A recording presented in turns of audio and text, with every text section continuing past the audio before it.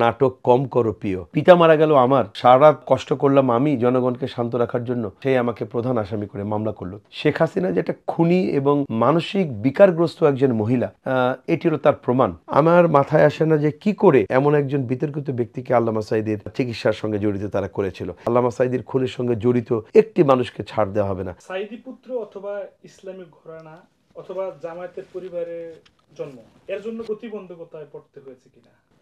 আলহামদুলিল্লাহ, কোনো প্রতিবন্ধকতা কখনোই পড়তে হয়নি।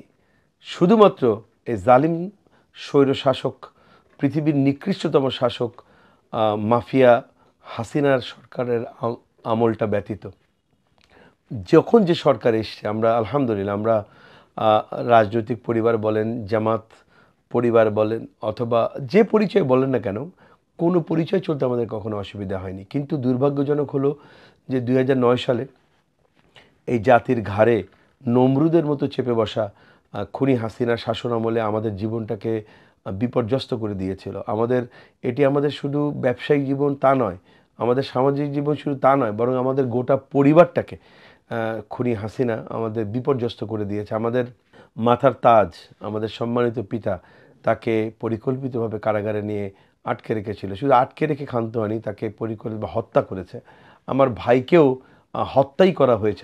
আমি বলবো আমাদের পরিবারের আমরা ছোটোখাটো যে সমস্ত ব্যবসা বাণিজ্য করতাম সেগুলিকে কেড়ে নেওয়া হয়েছে, আমাদের জীবনকে দুর্বিষহ করা হয়েছে। আমাদের বড় ভাই ইন্তেকাল করেছেন, এই জন্য হয়তো তিনি বেঁচে গেছেন, কিন্তু আমি এবং আমার বড় ভাই শামীম সাঈদী, আমরা প্রত্যেকেই মামলার আসামি। আমাদের বিরুদ্ধে 60টি মামলা দেওয়া হয়েছে। বিস্ফোরণ মামলা, গাড়ি ভাঙচুরের মামলা, সরকারি কাজে বাধা দেওয়ার মামলা। শুধু মামলা দিয়ে ক্ষান্ত হয়নি, আমাদেরকে জেলে থাকতে হয়েছে। আমি কারাগারে আমি নিজে থেকেছি, আমার ভাই কারাগারে থেকেছেন।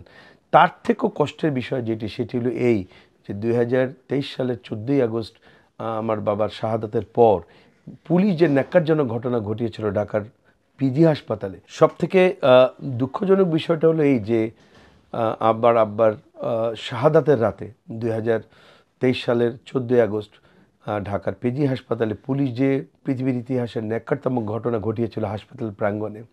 লাঠিচার্জ করলো তারা, গুলি বর্ষণ করলো তারা, সাউন্ড গ্রেনেড ছুড়লো তারা, কাঁদানে গ্যাস নিক্ষেপ করলো তারা, জনগণকে পেটালো তারা, কিন্তু রাত শেষে একটি মামলা করলো। সেই মামলায় প্রধান আসামি করলো আমাকে।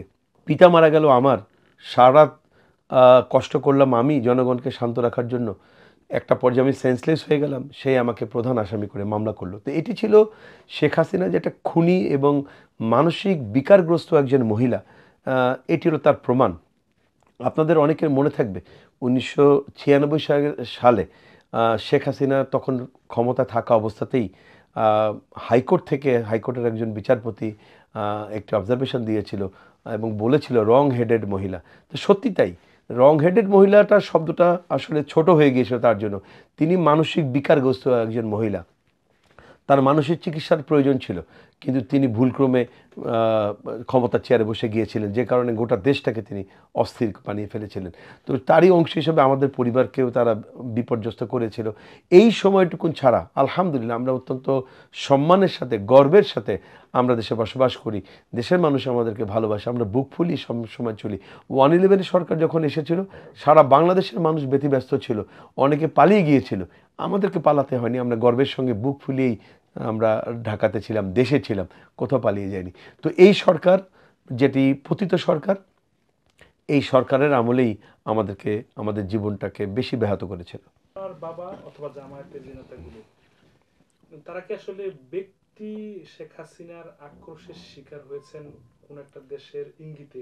আল্লামা সাঈদী সহ জামাতের নিরীহ নেতৃবৃন্দ যাদেরকে শেখ হাসিনা পরিকল্পিতভাবে হত্যা করেছে, আদালতের ঘাড়ে বন্দুক রেখে কিছু কুলাঙ্গার বিচারপতিকে, ফ্যাসিবাদের দোসর কিছু বিচারপতিদেরকে সামনে এনে, তো এটি আওয়ামী লীগ, অবশ্যই আওয়ামী লীগ দায়ী, আওয়ামী লীগ করেছে, অবশ্যই শেখ হাসিনা দায়ী, শেখ হাসিনা করেছে, এবং অবশ্যই ভারত দায়ী, ভারতের নির্দেশেই এই বিচার প্রক্রিয়া চলেছে।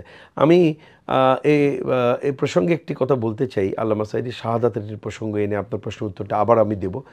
আল্লামা সাঈদী শাহাদাত বরণ করেছেন বা শেখ হাসিনা তাদেরকে, আল্লামা সাঈদীকে হত্যা করেছে 2023 সালের 14ই আগস্ট। আপনারা নিশ্চয়ই জানবেন 2023 সালের 5ই আগস্ট আওয়ামী লীগের 5 সদস্যের একটি টিম ভারতে গিয়েছিল। সেই টিমের নেতৃত্ব দিয়েছিল তৎকালীন স্বৈরাচার মন্ত্রী খাদ্যমন্ত্রী ডক্টর আব্দুর রাজ্জাক, এবং তার নেতৃত্বে এই টিমে আরও ছিল আওয়ামী লীগের আর এক কুলাঙ্গার মন্ত্রী হাসান মাহমুদ, সাথে ছিল একজন মহিলা সংসদ সদস্য সম্ভবত সম্ভবত আরমা দত্ত, আরেকজন ছিলেন আওয়ামী লীগের নির্বাহী কমিটির সদস্য মেরিনা জামান।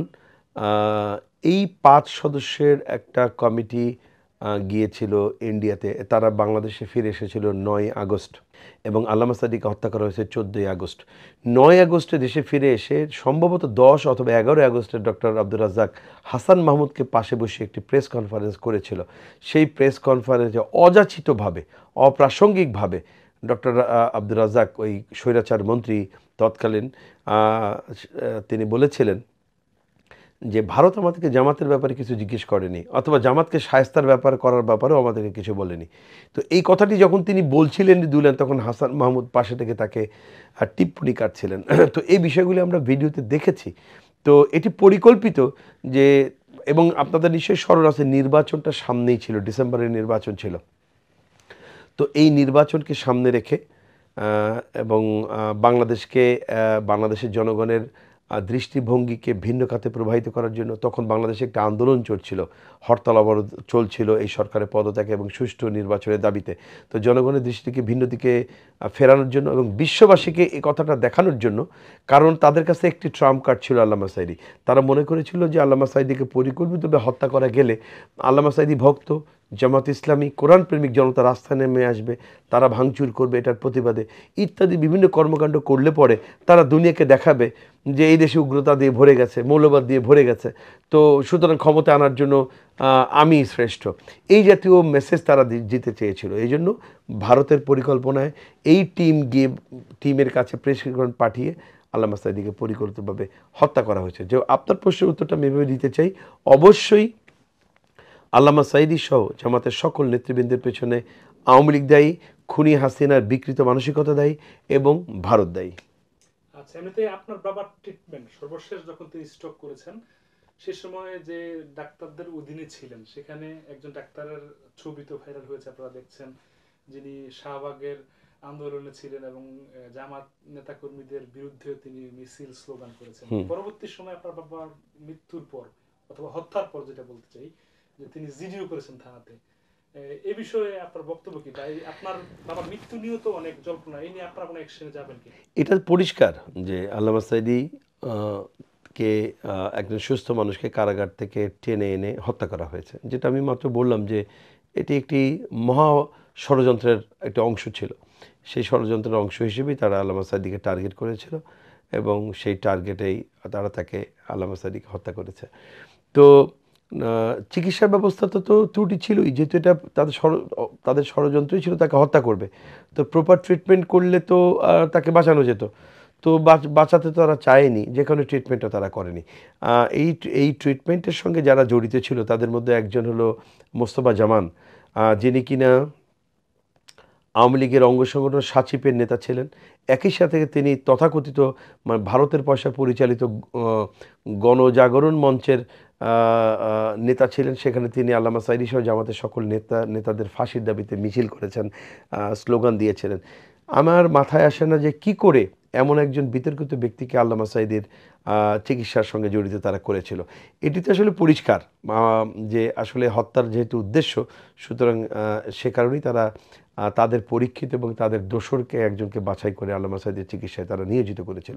আরেকটি প্রসঙ্গ হলো জিডি, যেটা মোস্তফা জামান করেছিল, আপনাদের একটি স্লোগানের মতোই বা একটি কথা আমাদের এই জুলাই বিপ্লবের আন্দোলনে খুব জনপ্রিয় হয়ে উঠেছিল, যেটা কিনা শেখ হাসিনাকে কেন্দ্র করে বলা হতো, নাটক কম করো প্রিয়। তো আসলে জামানের ওই ঘটনাটা ছিল নাটক। উনি নাটক করার জন্যই এই যেটা করেছেন, তিনি দেখাতে চেয়েছেন তিনি নির্দোষ, নিরপরাধ নিষ্পাপ একজন মানুষ, শেখ হাসিনার মতো নিষ্পাপ, এটা উনি প্রমাণ করার জন্য জিডি করতে গিয়েছিলেন। তাকে হত্যার হুমকি দিতে হবে কেন? তাকে যদি কেউ হত্যা করার ইচ্ছেই করতো তো হত্যাই তো করে ফেলতো। হত্যা যে করতে চায় সে হুমকি দিয়ে হত্যা করে নাকি? এটা তো নাটক, এটা বোঝাই যায়। এবং ওই জিডি করার পরে তিনি প্রেস কনফারেন্স করেছিলেন, সম্ভবত থানা প্রাঙ্গণে দাঁড়িয়ে তিনি সাংবাদিককে ব্রিফ করেছিলেন। সেখানে সাংবাদিকদের প্রশ্নের মধ্যে তিনি একটি অত্যন্ত গুরুত্বপূর্ণ তথ্য দিয়েছিলেন। সে তথ্যটি ছিল এমন, তিনি বলছিলেন যে আমাকে তো ডেকে আনা হয়েছে, সকল দায়িত্ব ছিল চেয়ারম্যানের, তো আমরা এনজিওগ্রাম করতে চেয়েছিলাম, তো আমাদেরকে যদি এনজিওগ্রামটা করতে দেওয়া হতো তাহলে হয়তো তাকে বাঁচানো যেত। এই যে কথাটি তিনি বলেছেন অত্যন্ত গুরুত্বপূর্ণ একটি কথা। আমরা এই কথার আমলে নিয়েছি, এই কথার এভিডেন্স আমাদের কাছে আছে। আমরা কিছু মেডিকেল এভিডেন্স সংগ্রহের চেষ্টা করছি। ইনশাআল্লাহ আল্লামা সাঈদীর খুনের সঙ্গে জড়িত একটি মানুষকে ছাড় দেওয়া হবে না। আমরা এই দুনিয়াতে তাদের বিচার করব, বিচার করাবো, তাদের শাস্তি নিশ্চিত করব, আর পরকালে আল্লাহর আদালতে তাদের শাস্তি তো থাকবেই আচ্ছা। ইনশাআল্লাহ।